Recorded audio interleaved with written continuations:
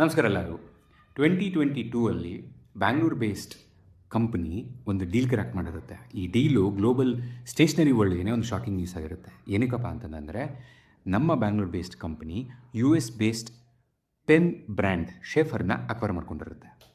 ಶೇಫರ್ 110 old legacy brand of US. ಇದು ಎಷ್ಟು famous ಅಪ್ಪ ಅಂತಂದರೆ, US ಪ್ರೆಸಿಡೆಂಟ್ಗಳು, ಸಾಕಷ್ಟು ಫೇಮಸ್ ರೈಟರ್ಸ್ಗಳು ಈ ಬ್ರ್ಯಾಂಡ್ನ ಯೂಸ್ ಮಾಡ್ತಿರ್ತಾರೆ. ಹಾಗೂ ಶೇಫರ್ ಬ್ರ್ಯಾಂಡ್ ಪೆನ್ಸ್ಗಳು ನಾಸಾಗೆ ಸಪ್ಲೈ ಆಗ್ತಿರುತ್ತೆ. ಇಂಥ ಒಂದು ಕಂಪ್ನಿನ ಬ್ಯಾಂಗ್ಳೂರ್ ಬೇಸ್ಡ್ ಕಂಪ್ನಿ ಅಕ್ವೈರ್ ಮಾಡ್ಕೊಂಡಿದೆ. ಅಕ್ವೈರ್ ಅಂತಂದರೆ ಇದೊಂದು ಡಿಸ್ಟ್ರಿಬ್ಯೂಷನ್ ಡೀಲ್ ಅಲ್ಲ, ಲೈಸೆನ್ಸಿಂಗ್ ಅಗ್ರಿಮೆಂಟ್ ಅಲ್ಲ, ಕಂಪ್ಲೀಟ್ ಕಂಪ್ನಿನ ಬೈಔಟ್ ಮಾಡಿರೋದು ಫಾರ್ 450 crores. ಇದರಿಂದ ಏನಾಗುತ್ತಪ್ಪ ಅಂತಂದರೆ, Sheaffer brand manufacturing, marketing, retailing to 75+ ಕಂಟ್ರೀಸ್ಗೆ ನಮ್ಮ ಬ್ಯಾಂಗ್ಳೂರ್ ಬೇಸ್ಡ್ ಕಂಪ್ನಿ ಇವತ್ತು ಮಾಡ್ತಾಯಿದೆ.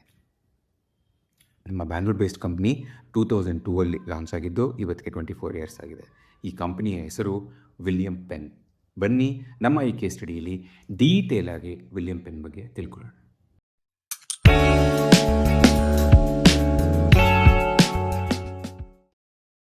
ವಿಲಿಯಂ ಪೆನ್ ಕಂಪ್ನಿ ಬಗ್ಗೆ ತಿಳ್ಕೊಳ್ಳೋಕ್ಕಿಂತ ಮುಂಚೆ ಅದರ ಫೌಂಡರ್ ಬಗ್ಗೆ ತಿಳ್ಕೊಳ್ಳೋಣ ಬನ್ನಿ. ವಿಲಿಯಂ ಪೆನ್ನ ಫೌಂಡರ್ ಬಂದು ನಿಖಿಲ್ ರಂಜನ್ ಅವರು. ಇವರು ಮೂಲತಃ ಮೈಸೂರಿನವರು. ಇವರ ಬಿಸ್ನೆಸ್ ಫ್ಯಾಮಿಲಿಗೆ ಸೇರಿರುತ್ತೆ. ಇವರ ತಂದೆ 1987 ಸ್ಟೇಷನರಿ ಮ್ಯಾನುಫ್ಯಾಕ್ಚರಿಂಗ್ ಸೆಟಪ್ನ ಮೈಸೂರಲ್ಲಿ ಮಾಡ್ಕೊಂಡಿರ್ತಾರೆ. ಹೀಗಾಗಿ ನಿಖಿಲ್ ರಂಜನ್ ಅವರು ಪೇಪರ್ ಪೆನ್ಗಳ ನಡುವೆ ಬೆಳೆದಿದ್ದಾರೆ ಅಂತಂದರೆ ತಪ್ಪಾಗಲ್ಲ. ನಿಖಿಲ್ ರಂಜನ್ ಅವರು ತಮ್ಮ ಇಂಜಿನಿಯರಿಂಗ್ನ ಮುಗಿಸ್ತಾರೆ ನ್ಯಾಷನಲ್ ಇನ್ಸ್ಟಿಟ್ಯೂಟ್ ಆಫ್ ಇಂಜಿನಿಯರಿಂಗ್ ಕಾಲೇಜಿಂದ. ಅಲ್ಲಿಂದನೇ ಅವರಿಗೆ IBM ಪ್ಲೇಸ್ಮೆಂಟ್ ಸಿಗುತ್ತೆ. ಬೆಂಗಳೂರಿಗೆ ಬಂದು IBMಗೆ ಕೆಲಸಕ್ಕೂ ಸೇರ್ಕೊತಾರೆ. ಆದರೆ ನಿಖಿಲ್ ಅವರಿಗೆ ತನ್ನದೇ ಆದಂಥ ಬಿಸ್ನೆಸ್ ಮಾಡೋ ಆಸಕ್ತಿ ಸಾಕಷ್ಟಿರುತ್ತೆ. ಅದರಲ್ಲೂ ಸ್ಟೇಷ್ನರಿ ಸೆಗ್ಮೆಂಟಲ್ಲೇ ನಾನು ಏನಾದರೂ ಸಾಧಿಸಬೇಕು ಅನ್ನೋ ಆಸೆ ಭಾಳನೇ ಇರುತ್ತೆ. ಯಾಕಂತಂದರೆ ನಿಖಿಲ್ ಅವರು ಚಿಕ್ಕದ್ರಿಂದನೇ ಅವ್ರ ತಂದೆನ ಇದೇ ಬಿಸ್ನೆಸ್ಸಲ್ಲಿ ನೋಡಿರ್ತಾರೆ. ಅದಲ್ಲೇ ಅವರ ತಂದೆ ಜೊತೆ ಸಾಕಷ್ಟು ಇಂಟರ್ನ್ಯಾಷನಲ್ ಸ್ಟೇಷನರಿ ಫೇರ್ಸ್ಗೂ ಇವರು ಹೋಗಿ ಬಂದಿರ್ತಾರೆ. ಅಲ್ಲಿದ್ದಂಥ ಪ್ರಾಡಕ್ಟ್ಗಳು, ಅಲ್ಲಿದ್ದಂಥ ಪ್ರಾಡಕ್ಟ್ ಕ್ವಾಲಿಟಿ ಇಂಡಿಯನ್ ಕನ್ಸ್ಯೂಮರ್ಸ್ಗೆ ತರಬೇಕು ಅನ್ನೋ ಆಸಕ್ತಿ ಆವಾಗಲೇ ಅವ್ರಿಗಿರುತ್ತಂತೆ. ಇದನ್ನು ತಮ್ಮ ತಂದೆ ತಾಯಿಗಳ ಹತ್ರ ಹಂಚ್ಕೊತಾರೆ. ತಂದೆ ತಾಯಿ ನಿಖಿಲ್ಗೆ ಪ್ರೋತ್ಸಾಹಿಸ್ತಾರೆ, ನಿಂದೇ ಆದಂಥ ಬಿಸ್ನೆಸ್ ಮಾಡಬೇಕು ಅಂದರೆ ದಯವಿಟ್ಟು ಮಾಡು ಅಂತ. 2002 ವಿಲಿಯಂ ಪೆನ್ನ ಶುರು ಮಾಡ್ತಾರೆ. ಇಲ್ಲಿಂದ ಶುರು ಆಗುತ್ತೆ ವಿಲಿಯಂ ಪೆನ್ನ ಜರ್ನಿ. ಬನ್ನಿ ತಿಳ್ಕೊಳ್ಳೋಣ ವಿಲಿಯಂ ಪೆನ್ ಕಂಪ್ನಿ ಸ್ಟಾರ್ಟ್ ಆಗಿದೆ ಯಾವ ರೀತಿ ಅಂತ. ಇಮ್ಯಾಜಿನ್ ಮಾಡ್ಕೊಳ್ಳಿ, ಇಂಡಿಯಾನ 2002 ಇಂಡಿಯನ್ ಎಕಾನಮಿ ಆಗ್ತಾನೆ ಓಪನ್ ಆಗ್ತಾಯಿತ್ತು. ಇಂಡಿಯನ್ ಮಿಡಲ್ ಕ್ಲಾಸ್ ಕನ್ಸ್ಯೂಮರ್ ಹತ್ರ ಬೈಯಿಂಗ್ ಪವರ್ ಜಾಸ್ತಿ ಆಗ್ತಾಯಿತ್ತು. ಇಂಡಿಯನ್ ಮಿಡಲ್ ಕ್ಲಾಸ್ ಕನ್ಸ್ಯೂಮರ್ಗಳು ಪ್ರಾಡಕ್ಟಿಂದ ಬ್ರ್ಯಾಂಡ್ ಸೈಡಿಗೆ ಮೂವ್ ಆಗ್ತಾಯಿದ್ರು. ಸಾಕಷ್ಟು ಮಾಲ್ಸ್ಗಳು ಓಪನ್ ಆಗ್ತಾಯಿತ್ತು. ರಿಟೇಲ್ ಬೂಮ್ ಆಗ್ತಾಯಿತ್ತು. ಇದೆಲ್ಲ ಒಂದು ಸೈಡ್ ನಡೀತಾ ಇದ್ದರೆ, ಸ್ಟೇಷ್ನರಿ ಸೆಗ್ಮೆಂಟ್ ನೀವು ನೋಡ್ತೀನಿ ಅಂತಂದರೆ 1980s ಯಾವ ರೀತಿ ಇತ್ತು ಅದೇ ರೀತಿ 2002 ಕೂಡ ಇತ್ತು. Same old kirana store format. ಸಾಕಷ್ಟು ಬುಕ್ಸ್ಗಳು ನೋಡ್ಲಿಕ್ಕೆ ಸಿಗ್ತಿತ್ತು. ಪೆನ್ನು, ಪೆನ್ಸಿಲ್ಲು, ನೀವು ಹೋಗ್ಬೋದು, ಟ್ರಾನ್ಸಾಕ್ಷನ್ ಮಾಡ್ಬೋದು, ಬರ್ಬೋದು. ಯಾವುದೇ ರೀತಿಯಾದ ಎಕ್ಸ್ಪೀರಿಯೆನ್ಸ್ ಇರಲಿಲ್ಲ, ಯಾವುದೇ ರೀತಿಯಾದ ಬ್ರ್ಯಾಂಡ್ಸ್ ಇರಲಿಲ್ಲ. ನಿಮಗೇನಾದರೂ ಪ್ರೀಮಿಯಂ ಬ್ರ್ಯಾಂಡ್ಸ್ಗಳು ಬೇಕು ಅಂತಂದರೆ ಇದ್ದಿದ್ದು 3 ಆಪ್ಷನ್ನು: ಶೇಫರ್, ಸೇಲರ್ ಹಾಗೂ ಮೊಬ್ಲ್ಯಾಂಕ್. ಇವು 3 ಇಂಡಿಯಾದಲ್ಲಿ ಅವೈಲೇಬಲ್ ಇರಲಿಲ್ಲ. ನಿಮಗಿದು ಬೇಕು ಅಂತಂದರೆ ಇಂಟರ್ನ್ಯಾಷನಲ್ ಮಾರ್ಕೆಟಿಂದ ತರಿಸ್ಕೋಬೇಕಿತ್ತು ಅಥವಾ ಗ್ರೇ ಮಾರ್ಕೆಟಲ್ಲಿ ಬೈ ಮಾಡಬೇಕಿತ್ತು. ಈ ಒಂದು ಗ್ಯಾಪು ನಿಖಿಲ್ ರಂಜನ್ ಅವರಿಗೆ ಕ್ಲಿಯರಾಗಿ ಕಂಡು ಬರುತ್ತೆ. ಈ ಗ್ಯಾಪ್ನ ಫಿಲ್ ಮಾಡೋಕ್ಕೆ ನಾನು ಈ ಕ್ಯಾಟಗರಿನ ಬಿಲ್ಡ್ ಮಾಡ್ತೀನಿ ಅಂತಲೂ ಡಿಸೈಡ್ ಮಾಡ್ತಾರೆ. ಹಾಗಾಗಿ ಅವರು January 11, 2002 ಕೋರಮಂಗಲದಲ್ಲಿ ಅವರ ಮೊದಲನೆಯ ವಿಲಿಯಂ ಪೆನ್ ಸ್ಟೋರ್ನ ಲಾಂಚ್ ಮಾಡ್ತಾರೆ. ಇನ್ನೊಂದು ಇಂಟ್ರೆಸ್ಟಿಂಗ್ ಫ್ಯಾಕ್ಟ್ ಏನು ಗೊತ್ತಾ, ವಿಲಿಯಂ ಪೆನ್ ಅವರ ಬ್ರ್ಯಾಂಡ್ ನೇಮಲ್ಲಿ ಪೆನ್ನಿಗೆ PENN ಅಂತ ಬರೆದಿದ್ದಾರೆ. ನಾನು ಯಾಕೆ 2 N ಇದೆಯಲ್ಲ ಪೆನ್ನಿಗೆ ಅಂತ ರಿಸರ್ಚ್ ಮಾಡಿ ನೋಡಿದಾಗ ಗೊತ್ತಾಯಿತು ನನಗೆ, ಅವರ ಬ್ರ್ಯಾಂಡ್ ನೇಮ್ ರಿಲೇಟ್ ಆಗಿರೋದು William pen, founder of Pennsylvania, ಅವ್ರ ಹೆಸರು ಮೇಲೆ ಅವರು ತಮ್ಮ ಬ್ರ್ಯಾಂಡ್ನ ಇಟ್ಟಿದ್ದಾರೆ. ಯಾಕಪ್ಪ ಅಂತಂದರೆ ಈ ವಾಸ್ ಅ ವೆರಿ ಪ್ರೊಫೈಲಿಕ್ ರೈಟರ್ ಆಗಿದ್ದರಿಂದ ಇವರು ಅವ್ರ ಹೆಸರನ್ನು ಯೂಸ್ ಮಾಡ್ಕೊಂಡಿದ್ದಾರೆ. ಎಷ್ಟು ಇಂಟ್ರೆಸ್ಟಿಂಗ್ ಆಗಿದೆ ಅಲ್ಲ. This is how William pen journey started. India 2002 premium writing instrument retail store open ಮಾಡೋದು ಅಂದರೆ ನನ್ನ ಪ್ರಕಾರ ಒಂದು ಕನಸು ಅಂತಾನೆ. ಆದರೆ ನಿಖಿಲ್ ರಂಜನ್ ಅವರು ಇದನ್ನು ಮಾಡ್ತಾರೆ. ಅವ್ರ ಧೈರ್ಯನ ನಿಜವಾಗ್ಲೂ ಮೆಚ್ಚಲೇಬೇಕು. ಇದ್ರ ಜೊತೆಗೆ ಅವರು ಸಾಕಷ್ಟು ಪ್ರಾಬ್ಲಮ್ಗಳನ್ನೂ ನೋಡ್ತಾರೆ. ಏನಿದು ನೋಡೋಣ ಬನ್ನಿ. ಮೊದಲನೇದು ಇಂಪೋರ್ಟ್ ಡ್ಯೂಟಿ. 2002 ರೈಟಿಂಗ್ ಇನ್ಸ್ಟ್ರೂಮೆಂಟ್ ಪ್ರಾಡಕ್ಟ್ನ ಹೊರಗಡೆ ದೇಶದಿಂದ ನೀವು ಇಂಪೋರ್ಟ್ ಮಾಡ್ಕೊತೀರಾ ಅಂತಂದರೆ 70 to 75% ಡ್ಯೂಟಿ ಕೊಡಬೇಕಿತ್ತಂತೆ.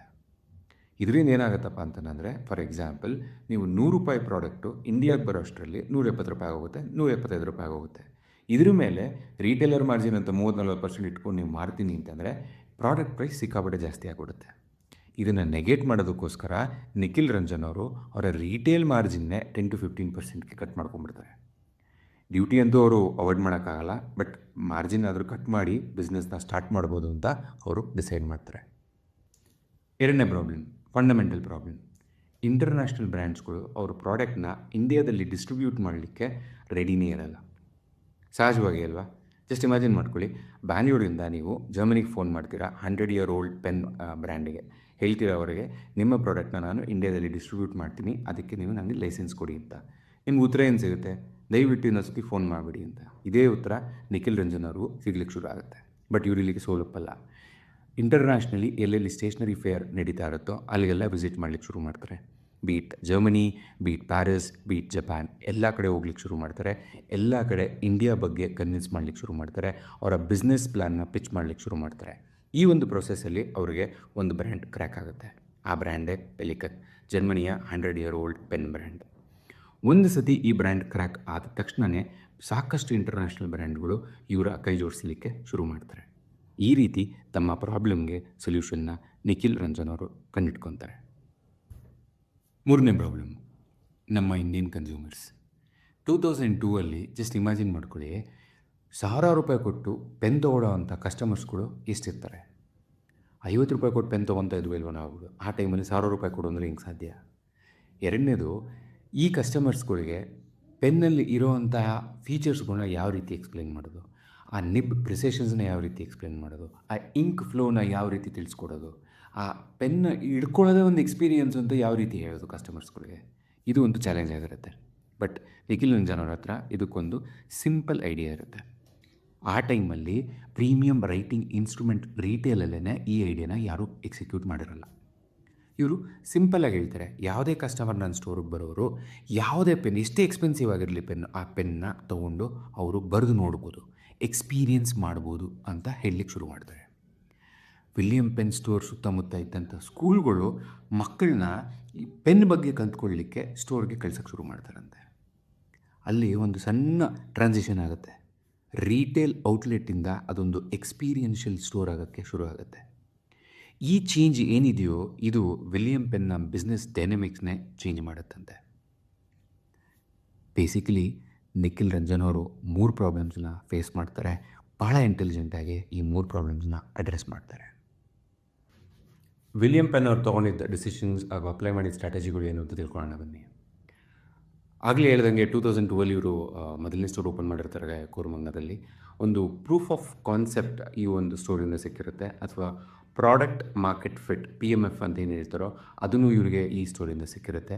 ಹಾಗೂ ಈ ಸ್ಟೋರ್ ಕೊಟ್ಟಂತಹ ಒಂದು ಕಾನ್ಫಿಡೆನ್ಸಿಂದ ಅವರು ತಮ್ಮ 2ನೇ ಸ್ಟೋರ್ನ ಓಪನ್ ಮಾಡ್ತಾರೆ. ಬ್ಯಾಂಗ್ಳೂರಿನ one of the famous malls. This was between 2004 to up until now, that's a iconic landmark place ಅಂತಲೇ ಹೇಳ್ಬೋದು ನಾವು. ಸೊ ಫೋರಮ್ ಮಾಲಲ್ಲಿ ಇವರು ತಮ್ಮ 2ನೇ ಸ್ಟೋರ್ನ ಓಪನ್ ಮಾಡ್ತಾರೆ. ಆ ಮಾಲ್ ಇದ್ದಂತಹ ಸ್ಪೇಸ್ ಒಂದು. ಎರಡನೇದು 2002 to 2004 ಒಂದು ರೀಟೇಲ್ ಬೂಮ್ ಇಂಡಿಯಾದಲ್ಲಿ ಏನು ಶುರು ಆಗುತ್ತೋ ಆ ಒಂದು ಬೂಮ್ನ ರೈಡ್ ಮಾಡಲಿಕ್ಕೂ ಕೂಡ ಈ ಒಂದು ಡಿಸಿಷನ್ನ ಅವರು ತೊಗೊಂಡಿರ್ತಾರೆ. ಫೋರಮ್ ಮಾಲಲ್ಲಿ ಸ್ಟೋರ್ ಓಪನ್ ಮಾಡೋ ಡಿಸಿಷನ್ನು. ಈ ಒಂದು ಮಾಲ್ ಪ್ಲೇಸ್ಮೆಂಟ್ ಮಾಡಿದ್ದಕ್ಕೆ ಕಾರಣ ಆಗಿ ತಮ್ಮ ಕೆಟಗರಿಲೂ ಕೂಡ ಅವರು ಪ್ರೀಮಿಯಂ ಸ್ಟೇಷ್ನರಿಯಿಂದ ಪ್ರೀಮಿಯಂ ರೈಟಿಂಗ್ ಇನ್ಸ್ಟ್ರೂಮೆಂಟ್ ಕಡೆಗೆ ಕೆಟಗರೈಸೇಷನ್ ಮಾಡ್ಕೊಂಡಿರ್ತಾರೆ. ಯಾಕಪ್ಪ ಅದಂದರೆ ಫೋರಮ್ ಮಾಲಲ್ಲಿ ಅವರು ಶೇಫರ್, ಮೋಬ್ಲ್ಯಾಂಕ್ ಆ್ಯಂಡ್ ಸೇಲರ್ ಅಂತಹ ಬ್ರ್ಯಾಂಡ್ಗಳನ್ನ, ಗ್ಲೋಬಲ್ ಬ್ರ್ಯಾಂಡ್ಗಳನ್ನ ಇಂಡಿಯನ್ ಕನ್ಸ್ಯೂಮರ್ಸ್ಗೆ ಇಂಟ್ರೊಡ್ಯೂಸ್ ಮಾಡಲಿಕ್ಕೆ ಪ್ರಯತ್ನ ಪಡ್ತಾರೆ. ಆಗಿಂದ ಇದ್ದಿದ್ದು ನ್ಯೂಸ್ ಏನಪ್ಪ ಅಂತಂದರೆ, ಇವನ್ ಇನ್ಫ್ಯಾಕ್ಟ್ ನಿಖಿಲ್ ರಂಜನ್ ಅವರು ತಮ್ಮ ಇಂಟರ್ವ್ಯೂಗಳಲ್ಲಿ ಹೇಳಿದ್ದಾರೆ, ಆ ಫೋರಮ್ ಮಾಲ್ ಸ್ಟೋರ್ನ ಜನಗಳು ಒಂದು ಜ್ಯುವೆಲರಿ ಸ್ಟೋರ್ ಥರ ನೋಡ್ತಿದ್ರಂತೆ. Because pen were so beautiful, ಆ ಒಂದು ಪ್ರೀಮಿಯಮ್ನೆಸ್ ಈಚ್ ಪೆನ್ನಲ್ಲಿ ಇತ್ತು ಅಂತಲೇ ಅವ್ರಿಗೆ ಕಸ್ಟಮರ್ಗೆ ಒಂದು ಆ ಎಕ್ಸೈಟ್ಮೆಂಟ್ ಕಾಣಿಸ್ತಿತ್ತಂತೆ. So this was the expansion plan when it started in 2004 ಅಂತಲೇ ಹೇಳ್ಬೋದು. ಇಲ್ಲಿಂದ ಅವರು ಅವರ ಮೊದಲನೇ ಏರ್ಪೋರ್ಟ್ ಸ್ಟೋರ್ ಓಪನ್ ಮಾಡ್ತಾರೆ ಹೈದ್ರಾಬಾದಲ್ಲಿ 2007. 2010 ಅವರು 2ನೇ ಏರ್ಪೋರ್ಟ್ ಸ್ಟೋರ್ ಓಪನ್ ಮಾಡ್ತಾರೆ ಡೆಲ್ಲಿಲಿ. ಇದರಲ್ಲಿ ಈ ಡಿಸಿಷನ್ ಹಿಂದೆ ಇದ್ದಿದ್ದು ಸಿಂಪಲ್ ಸ್ಟ್ರಾಟಜಿ ಅಂತ ಅನಿಸುತ್ತೆ. ಮೊದಲನೇದು ಏರ್ಪೋರ್ಟ್ ಲಕ್ಸುರಿ ಡ್ಯೂಟಿ ಫ್ರೀ ಶಾಪಲ್ಲಿ ನೀವು ತಮ್ಮ ಬ್ರ್ಯಾಂಡ್ ನಾವು ಎಸ್ಟಾಬ್ಲಿಷ್ ಮಾಡಿದ್ರೆ it kinds of gives a message that this brand is very serious luxury or premium segment brand ಅಂತ ಎಸ್ಟಾಬ್ಲಿಷ್ ಮಾಡಲಿಕ್ಕೆ ಈಸಿ ಆಗುತ್ತೆ. ಎರಡನೇದು which is a very strong reason, airport is a place where lot of gifting happens and William ಪೆನ್ನಲ್ಲಿ ಆ pen as a writing premium writing instrument ಸಾಕಷ್ಟು ಜನ ಗಿಫ್ಟಿಂಗಿಗೆ by ಮಾಡೋ chances ಜಾಸ್ತಿ ಇರುತ್ತೆ ಅನ್ನೋ ಕಾರಣಕ್ಕೂ ಇವರಲ್ಲಿ ತಮ್ಮ ಔಟ್ಲೆಟ್ನ ಓಪನ್ ಮಾಡಲಿಕ್ಕೆ ಡಿಸಿಷನ್ ತೊಗೊಂಡಿರ್ತಾರೆ. ಅದೇ ಟೈಮಲ್ಲಿ 2010 ಟೈಮಲ್ಲೇ ಈ opens up one more revenue channel for the business which is B2B or say corporate gifting ಅಂತ ಏನು ಹೇಳ್ತಾರೋ ಆ ಒಂದು ಚಾನಲ್ನ ಇವರು ಓಪನ್ ಮಾಡಿರ್ತಾರೆ. ಐಗೇಟ್, ING ವೈಶ್ಯ ಈ ಥರ ಕಂಪ್ನಿಗಳು ಅವರಿಗೆ ಕಾರ್ಪೊರೇಟ್ ಗಿಫ್ಟಿಂಗ್ ಆರ್ಡರ್ಸ್ ಕೊಡ್ಲಿಕ್ಕೆ ಶುರು ಮಾಡ್ತಾರೆ. ಸೊ ಈ ರೀತಿ ಅವರಿಗೆ ಇನ್ನೊಂದು ರೆವೆನ್ಯೂ ಚಾನಲ್ ಓಪನ್ ಆಗುತ್ತೆ ಕಂಪ್ನಿಗೆ. ಇನ್ಫ್ಯಾಕ್ಟ್ ಇವತ್ತಿಗೂ ಕೂಡ ಈ ಒಂದು revenue channel is a very important revenue channel or highest contributing revenue channel ಅಂತಲೇ ನಾವು ಇಲ್ಲಿ ಹೇಳ್ಬೋದು. 2016 2 ಬೋಲ್ಡ್ ಡೆಸಿಷನ್ಸ್ ತಗೊಳ್ತಾರೆ ವಿಲಿಯಂ ಪೆನ್ ಅವರು. ಮೊದಲನೇದು, ಅವ್ರದ್ದೇ ಆದಂಥ ಇನ್ನೋಸ್ ಬ್ರ್ಯಾಂಡ್ ಕ್ರಿಯೇಟ್ ಮಾಡ್ತಾರೆ, ಪೆನ್ ಲೈನ್ ಅಂತ. ಇದರ ಹಿಂದೆ ಇದ್ದಂಥ ಸ್ಟ್ರಾಟಜಿ ನನ್ನ ಪ್ರಕಾರ ಏನಪ್ಪ ಅಂತಂದರೆ, ನಿಮ್ಮ ಇನ್ನೋಸ್ ಬ್ರ್ಯಾಂಡ್ ಇದ್ದರೆ ನಿಮ್ಮ ಮಾರ್ಜಿನ್ ಜಾಸ್ತಿ ಸಿಗುತ್ತೆ ಅಂತ ಒಂದು. ಯಾಕಂದರೆ ಬಾಕಿ ಎಲ್ಲ ಪ್ರಾಡಕ್ಟ್ಗಳ ಮೇಲೆ ಇಂಪೋರ್ಟ್ ಡ್ಯೂಟಿ ಆಬ್ವಿಯಸ್ಲಿ ಜಾಸ್ತಿ ಇರುತ್ತೆ. ಸೊ ನಿಮ್ಮದೇ ಒಂದು ಬ್ರ್ಯಾಂಡ್ ತಂದರೆ ನಿಮ್ಗೆ ಆ ಮಾರ್ಜಿನ್ ಪ್ಲೇ ಆಡೋದಕ್ಕೆ ಈಸಿ ಆಗುತ್ತೆ ಅಂತ. ಎರಡನೇದು, ನಿಮಗೆ ಒಂದು ಹೊಸ ಕ್ಯಾಟಗರಿ ಎಕ್ಸ್ಪ್ಯಾನ್ಷನ್ ಮಾಡಲಿಕ್ಕೆ ಆಪರ್ಚುನಿಟಿ ಸಿಗುತ್ತೆ. ಬೇಸಿಕಲಿ ಬರೀ ರೈಟಿಂಗ್ ಇನ್ಸ್ಟ್ರೂಮೆಂಟ್ ಎಲ್ಲ, ನಾನು ಆಕ್ಸೆಸರೀಸ್ ಕೂಡ ನನ್ನ ಬ್ರ್ಯಾಂಡ್ ವಿಲಿಯಂ ಪೆನ್ ಸ್ಟೋರ್ಗಳಲ್ಲಿ ನಾನು ನಿಮಗೆ ಆಫರ್ ಮಾಡ್ಬೋದು ಅನ್ನೋ ಒಂದು ರೀಸನ್ಗೆ ಇದನ್ನು ಮಾಡಿರ್ತಾರೆ. ಎರಡನೇದು, ವೆರಿ ಅಗ್ರೆಸಿವ್ ಮೂವ್ ಅಂತಲೇ ಹೇಳ್ಬೋದು. ಇದರಲ್ಲಿ they acquire Lapis Bard. This is basically a premium leather accessory brand from UK.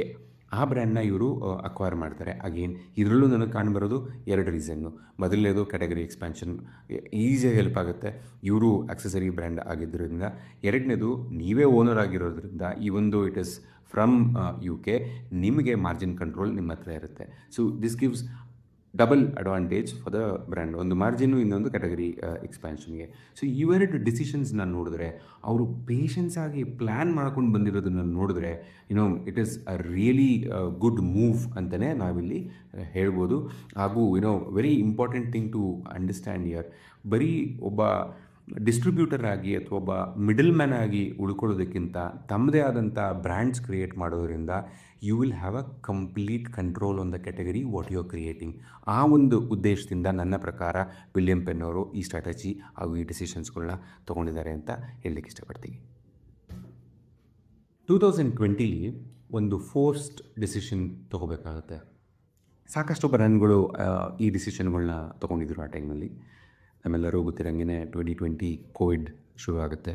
Premium or luxury ಸೆಗ್ಮೆಂಟಲ್ಲಿದ್ದಂಥ ವಿಲಿಯಂ ಪೆನ್ ಅವರ ಔಟ್ಲೆಟ್ಗಳಿಗೆ ಎಷ್ಟು ಕಷ್ಟ ಆಗಿರ್ಬೋದು ಊಹಿಸ್ಕೊಳ್ಳೋಕ್ಕೂ ಆಗಲ್ಲ. ನಾನು ಅದೇ ಟೈಮಲ್ಲಿ ಫ್ಯಾಷನ್ ರಿಟೇಲಲ್ಲಿದ್ದೆ. ಸೊ ಐ ನೋ ಆ ಟೈಮಲ್ಲಿ ಏನೇನು ಆಯಿತು, ರಿಟೇಲ್ ಯಾವ ರೀತಿ ಟ್ರಾನ್ಸಿಷನ್ಗಳು ಆಯಿತು ಆ ಟೈಮಲ್ಲಿ, ಎಷ್ಟು ಕಂಪ್ನಿಗಳು ಮುಚ್ಚೋದು ಅಂತ. ಬಟ್ ವೆರಿ ಇಂಪಾರ್ಟೆಂಟ್ ಥಿಂಗ್ ಏನಂತಂದರೆ, ವಿಲಿಯಂ ಪೆನ್ ಅವರು ಒಂದು ಒಳ್ಳೆ ಡಿಸಿಷನ್ ತೊಗೊಂತಾರೆ. What they do is they also create D2C ಚಾನೆಲ್ನ ಕ್ರಿಯೇಟ್ ಮಾಡ್ತಾರೆ. ಅಂದರೆ ಡೈರೆಕ್ಟ್ ಟು ಕನ್ಸ್ಯೂಮರ್ ಪ್ಲ್ಯಾಟ್ಫಾರ್ಮ್ನ ಇವರು ಕ್ರಿಯೇಟ್ ಮಾಡ್ತಾರೆ. ಈ ಒಂದು ಪ್ಲ್ಯಾಟ್ಫಾರ್ಮ್, ಈ ಒಂದು ಡಿಸಿಷನ್ ಆಗ ತೊಗೊಂಡಿದ್ದು ಇವತ್ತು ಅವರು ಒಂದು ಅಡಿಷ್ನಲ್ ರೆವಿನ್ಯೂ ಚಾನೆಲ್ ಆಗಿ ನಿಂತಿದೆ.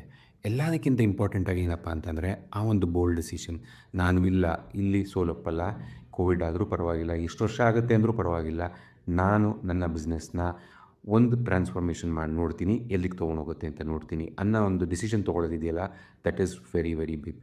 ಕಂಪ್ನಿ ಎಷ್ಟು ಫ್ಲೆಕ್ಸಿಬಲ್ ಆಗಿದೆ, ಕಂಪ್ನಿ ಎಷ್ಟು ಇನೋವೇಟಿವ್ ಆಗಿ ಯೋಚನೆ ಮಾಡೋ ಕೇಪಬಿಲಿಟಿ ಇದೆ ಅನ್ನೋದು ಇದರಿಂದ ನಮಗೆ ತಿಳಿದು ಬರುತ್ತೆ.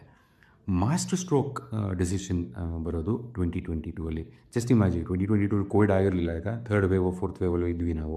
ಆ ಟೈಮಲ್ಲಿ ಒಂದು ಮಾಸ್ಟರ್ ಸ್ಟ್ರೋಕ್ ಮಾಡ್ತಾರೆ, ವಿಲಿಯಂ ಪೆನ್ ಕಡೆಯಿಂದ ನಡೆಯುತ್ತೆ. ಏನಪ್ಪ ಇದು ಅಂತಂದರೆ, they will go out and buy Sheaffer brand. 110-year-old American pen ಬ್ರ್ಯಾಂಡ್ನ ಈ ಕಂಪ್ನಿ ಬೈಔಟ್ ಮಾಡುತ್ತೆ. Indian company buying an American brand. ನನಗಂತೂ ಇದನ್ನು ಊಹಿಸ್ಕೊಳ್ಳೋಕ್ಕೆ ಸಾಧ್ಯ ಇಲ್ಲ. ಇದೊಂದು very proud moment as an Indian, as from ಕರ್ನಾಟಕದಿಂದ ಬಂದಿರೋನಿಂದ, ಅಥವಾ ಬೀಯಿಂಗ್ ಅ ಮೈಸೂರಿಯನ್, ಇದೊಂದು ಪ್ರೌಡ್ ಮೂಮೆಂಟ್ ಅಂತಲೇ ಹೇಳ್ಬೋದು. ಇದನ್ನು ನಾವು ಸಾಕಷ್ಟು ಜನಗಳಿಗೆ ಹಂಚ್ಕೋಬೇಕು, ಹೇಳ್ಕೋಬೇಕು. ಯಾಕಂದರೆ ಇದು ವೆರಿ ವೆರಿ ಡಿಫಿಕಲ್ಟ್ ಎಲ್ಲರಿಗೂ ಮಾಡಲಿಕ್ಕಾಗಲ್ಲ. ಒಂದು ಇಂಡಿಯನ್ ಬ್ರ್ಯಾಂಡ್ ಹೋಗಿ US ಬ್ರ್ಯಾಂಡ್ನ ಅಕ್ವೈರ್ ಮಾಡೋದು ವೆರಿ ಡಿಫಿಕಲ್ಟ್ ಡಿಸಿಷನ್. ಆ ಡಿಸಿಷನ್ನ ವಿಲಿಯಂ ಪೆನ್ ಅವರು ತೊಗೊಂಡಿದ್ದಾರೆ. ಇದರಿಂದ ಏನು ಗೊತ್ತಾಗತ್ತಪ್ಪ ಅಂದರೆ ಅವ್ರು ತೊಗೊಂಡಿದ್ದಂತಹ ಡಿಸಿಷನ್ಗಳೆಲ್ಲ ಫ್ರಮ್ 2002 ಇಂದ 2022ವರೆಗೂ ಅವರು ತೊಗೊಂಡಂತಹ ಡಿಸಿಷನ್ಗಳು ಇವತ್ತು ವಿಲಿಯಂ ಪೆನ್ ಅವರ ಕಂಪ್ನಿನ ಇಂಡಿಯಾ ಟು ಗ್ಲೋಬಲ್ ಮಾಡಿದೆ. ಅವ್ರು ಸ್ಟಾರ್ಟ್ ಮಾಡಿದಾಗ ಗ್ಲೋಬಲ್ ಟು ಇಂಡಿಯಾ ಆಗಿತ್ತು. ಇವತ್ತು Indian company it is gone global. Just imagine that is a huge transition ನನ್ನ ಪ್ರಕಾರ. ವಿಲಿಯಂ ಪೆನ್ ಅವರು ತೊಗೊಂಡಂಥ ಡಿಸಿಷನ್ ಅಪ್ಲೈ ಮಾಡಿದ ಸ್ಟ್ರಾಟಜಿ ಅವ್ರಿಗೇನು ರಿಸಲ್ಟ್ ಕೊಟ್ಟಿದೆ ನೋಡೋಣ ಬನ್ನಿ. ಇವತ್ತು ವಿಲಿಯಂ ಪೆನ್ ಅವ್ರದ್ದು 24 ಸ್ಟೋರ್ ಇದೆ ಅಕ್ರಾಸ್ ಇಂಡಿಯಾ. ಅವರು ಬೆಂಗಳೂರಲ್ಲಿ 6 ಸ್ಟೋರ್ ಓಪನ್ ಮಾಡಿದ್ದಾರೆ, ಹೈದರಾಬಾದಲ್ಲಿ 3 ಸ್ಟೋರ್ ಓಪನ್ ಆಗಿದೆ, ಚೆನ್ನೈಯಲ್ಲಿ 2 ಸ್ಟೋರ್ ಓಪನ್ ಆಗಿದೆ, ಪುಣೆಯಲ್ಲಿ 1 ಸ್ಟೋರ್ ಇದೆ, ಬಾಂಬೆಲಿ 9 ಸ್ಟೋರ್ ಇದೆ, 9ರಲ್ಲಿ 2 ಏರ್ಪೋರ್ಟ್ ಸ್ಟೋರು, ಡೆಲ್ಲಿಲಿ 3 ಸ್ಟೋರ್ ಇದೆ. 7 ಜನದಿಂದ ಶುರು ಮಾಡಿದಂಥ ಕಂಪ್ನಿ ಇವತ್ತು 300 ಜನ ಕೆಲಸ ಮಾಡ್ತಾ ಇದ್ದಾರಂತೆ. ಈ ಕಂಪ್ನೀಲಿ 30-35 ಲಕ್ಷ ಬಂಡವಾಳ ಹಾಕ್ಕೊಂಡು ಶುರು ಮಾಡಿದಂಥ ಕಂಪ್ನಿ ಇವತ್ತು ಆಲ್ಮೋಸ್ಟ್ 100 ಕೋಟಿ ಟರ್ನ್ ಓವರ್ ಮುಟ್ಟಿದೆ. ಇದರಲ್ಲಿ ಒಂದು ಇಂಪಾರ್ಟೆಂಟ್ ಇನ್ಫಾರ್ಮೇಷನ್ ಏನಪ್ಪ ಅಂತಂದರೆ, ನಾನು ಮುಂಚೆನೇ ಹೇಳಿದ್ದೀನಿ, ಇದು ಶೇಫರ್ ಬ್ರ್ಯಾಂಡ್ ಅಕ್ವಿಸಿಷನ್ ಬಂದು 450 ಕೋಟಿ ಆಗಿದೆ ಅಂತ. ಇದು ಡೀಟೇಲ್ ಸಿಕ್ಕಿರೋದು ಒಂದು ಬಸ್ ಅಂತಲೇ ಹೇಳ್ಬೋದು. ವಿಲಿಯಂ ಪೆನ್ ಕಡೆಯಿಂದ ಈ ಒಂದು ಸ್ಟೇಟ್ಮೆಂಟ್ ಎಲ್ಲೂ ಇಲ್ಲ. ಇದನ್ನು ಹೇಳ್ತಾ ಎಲ್ಲದಕ್ಕಿಂತ ಒಂದು ಇಂಪಾರ್ಟೆಂಟ್ ಅಚೀವ್ಮೆಂಟ್ ನಮಗೆ ನಾವು ತಿಳ್ಕೊಬೇಕಾಗಿರೋ ಅಂಥದ್ದು ಏನಪ್ಪ ಅಂತಂದರೆ, ವಿಲಿಯಂ ಪೆನ್ ಅವರ ಓನರ್ ನಿಖಿಲ್ ರಂಜನ್ ಅವ್ರನ್ನ ಶೇಫರ್ ಮ್ಯೂಸಿಯಮ್ಗೆ ಇಂಡಕ್ಟ್ ಮಾಡ್ಕೊಂಡಿದ್ದಾರೆ. ನನ್ನ ಪ್ರಕಾರ this is one of the biggest achievements ಅಂತಲೇ ನಾನು ಹೇಳಲಿಕ್ಕೆ ಇಷ್ಟಪಡ್ತೀನಿ. ಈ ವಿಲಿಯಂ ಪೆನ್ ಕೇಸ್ ಸ್ಟಡಿಯಿಂದ ನಮಗೆ ಕಲಿಲಿಕ್ಕೆ ಏನು ಸಿಗುತ್ತೆ? ಮೊದಲನೇದು, ಬರೀ ಬ್ರ್ಯಾಂಡ್ನ ಕ್ರಿಯೇಟ್ ಮಾಡಿದ್ರೆ ಸಾಲಲ್ಲ, ಬ್ರ್ಯಾಂಡ್ಗೆ ಬೇಕಾಗಿರುವಂಥ ಒಂದು ಎಕ್ಸ್ಪೀರಿಯನ್ಸ್ನೂ ಕೂಡ ನಾವು ಕ್ರಿಯೇಟ್ ಮಾಡಬೇಕಾಗತ್ತೆ. ಆಗಲೇ ನಮ್ಮ ಬ್ರ್ಯಾಂಡು ಭಾಳ ಎತ್ತರಕ್ಕೆ ಬೆಳೆಯೋಕ್ಕೆ ಸಾಧ್ಯ ಆಗುತ್ತೆ. ಎರಡನೇದು, ನಮ್ಮ ಬಿಸ್ನೆಸ್ನ ಕಾಂಪಿಟೇಟಿವ್ ಮೋಟ್ ಏನಿದೆ ಅನ್ನೋದನ್ನು ತಿಳ್ಕೊಳ್ಳೋದು ಭಾಳ ಇಂಪಾರ್ಟೆಂಟ್ ಆಗುತ್ತೆ. ಎಕ್ಸಾಂಪಲ್ ಹೇಳಬೇಕು ಅಂತಂದರೆ, ವಿಲಿಯಂ ಪೆನ್ನ ಕಾಂಪಿಟೇಟಿವ್ ಮೋಟ್ ಬಂದು ಅವರ ಡಿಸ್ಟ್ರಿಬ್ಯೂಷನ್ ಆಗಿತ್ತು. ಆ ಒಂದು ಕಾಂಪಿಟೇಟಿವ್ ಮೋಟ್ ಇಟ್ಕೊಂಡು ಶೇಫರ್ ಹಾಗೂ ಲ್ಯಾಪಿಸ್ ಬಾರ್ಡ್ನ ಅವ್ರು ಅಕ್ವೈರ್ ಮಾಡ್ತಾರೆ. ಮೂರನೇ point, as a business or as a entrepreneur ನಾವು ಆ್ಯಂಬಿಷಿಯಸ್ ಆಗಿರಬೇಕು. ನಿಖಿಲ್ ರಂಜನ್ ಅವರು ಆ್ಯಂಬಿಷಿಯಸ್ ಆಗಿ ಇಲ್ಲದೆ ಹೋಗಿದ್ದರೆ ಅವ್ರದ್ದೇ ಆದಂಥ ಇನ್ನೋಸ್ ಬ್ರ್ಯಾಂಡ್ ಪೆನ್ ಲೈನ್ ಕ್ರಿಯೇಟ್ ಮಾಡ್ತಿರಲಿಲ್ಲ, ಲ್ಯಾಪಿಸ್ ಬಾರ್ಡ್ನ ಅಕ್ವೈರ್ ಮಾಡ್ತಿರಲಿಲ್ಲ, ಶೇಫರ್ನ ಅಕ್ವೈರ್ ಮಾಡ್ತಿರಲಿಲ್ಲ. ಸೊ ಬಾಟಮ್ ಲೈನ್ ಏನಪ್ಪ ಅಂತಂದರೆ, if you want to win in the game you should always be on your toes. ಈ ಒಂದು 3 ಪಾಠಗಳು ನಮಗೆ ಈ ಕೇಸ್ ಸ್ಟಡಿಲಿ ಕಲೀಲಿಕ್ಕೆ ಸಿಗುತ್ತೆ. ಲಾಸ್ಟಲ್ಲಿ ನಿಮ್ಮೆಲ್ಲರಿಗೂ ಒಂದು ಕ್ವಶನ್, ಕಮೆಂಟಲ್ಲಿ ದಯವಿಟ್ಟು ನಿಮ್ಮ ಉತ್ತರನ ತಿಳಿಸಿ. ನೀವು ಕೂಡ ಒಂದು ಹೊಸ ಕ್ಯಾಟಗರಿ ಕ್ರಿಯೇಟ್ ಮಾಡಿ ಅದರಲ್ಲಿ ಬಿಸ್ನೆಸ್ನ ಬಿಲ್ಡ್ ಮಾಡಲಿಕ್ಕೆ ಪ್ರಯತ್ನ ಪಡ್ತೀರಾ, ಅಥವಾ ಎಕ್ಸಿಸ್ಟಿಂಗ್ ಕ್ಯಾಟಗರಿಲಿ ನಿಮ್ಮ ಬಿಸ್ನೆಸ್ನ ಬಿಲ್ಡ್ ಮಾಡಲಿಕ್ಕೆ ಪ್ರಯತ್ನ ಪಡ್ತೀರಾ? ಈ ಒಂದು ವಿಡಿಯೋ ನಿಮ್ಮೆಲ್ಲರಿಗೂ ಇಷ್ಟ ಆಗಿದೆ ಅಂತ ಭಾವಿಸ್ತೀನಿ. ದಯವಿಟ್ಟು ಲೈಕ್ ಮಾಡಿ, ಶೇರ್ ಮಾಡಿ ಹಾಗೂ ಸಬ್ಸ್ಕ್ರೈಬ್ ಮಾಡಿ ಅಂತ ಹೇಳ್ತಾ ಈ ವಿಡಿಯೋನ ಮುಗಿಸ್ತೀನಿ. ನಮಸ್ಕಾರ.